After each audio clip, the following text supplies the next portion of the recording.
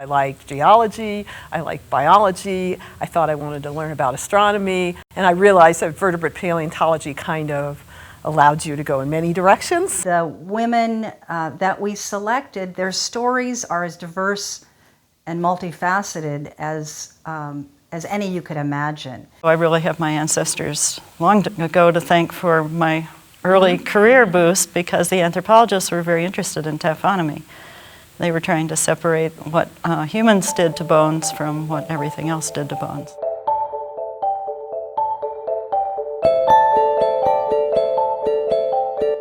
I was looking for a different type of project.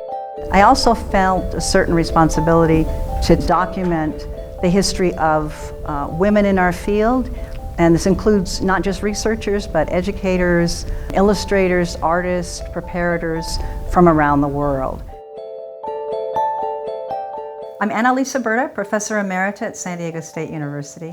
I've been a vertebrate paleontologist for 40 years. And the last couple of years, I've gotten interested in telling the stories of our history. Especially, I thought this was important for younger generations, so they know some of the challenges that we've met and overcome. I remember asking Nick if I could go out in the field with him. And he just basically said, well, we can't make that happen. And I've been eternally sad that I didn't challenge him in some way, because he was such a nice guy. I have a 15-year-old daughter now, and when I was pregnant with her, I remember thinking, I am going to just continue doing everything I normally do. I'm not going to let having a child stop me. And my husband's also in the field, so we work together, we collaborate a lot on projects, and that meant that I was going to have to take my kid to the field with me. I proposed a book that I co-wrote with another paleontologist, Susan Turner, and she has a rich background in the history of women in geosciences, so I thought she provided some good information. And together we proposed this book to be published by Johns Hopkins University Press. We thought it was very important that we interview women in the field so that we could, explore their stories and their history. So we selected 18 women to interview. We interviewed them at the annual meeting of the Society of Vertebrate Paleontology in Albuquerque, New Mexico. And we chose these women based on their diverse research areas, different lengths of time that they'd been in the field, and their different nationalities. My father, he was a paleontologist. One of the first generation of Mongolian paleontologists trained in Russia. He was my mentor and not only father, so he really opened the door to the field.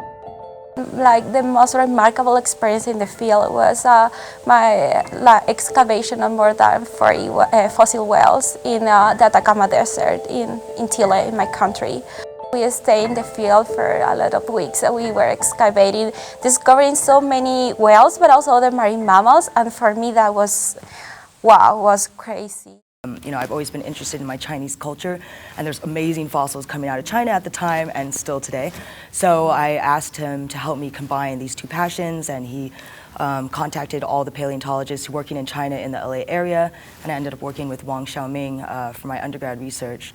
So we wanted to tell these stories in the hopes that they would encourage girls and young women to be excited about science and to hear the passion that these women bring to the field, and hopefully get a few people interested in pursuing the field of vertebrate paleontology. So as a child, I was always really interested in digging things up and finding things in the garden. And I also had quite a strong interest in both natural history and also in history as well too. And I was really interested in biology as a subject at school, and so I went on to university to study biology. And while studying biology, I was introduced to paleobiology and the study of the biology of dead animals, basically. And so that's what really sparked my interest in vertebrate paleontology. Well, I think that we are becoming more and more aware of the issues that women are facing in STEM disciplines. And vertebrate paleontology, unfortunately, is no exception to that.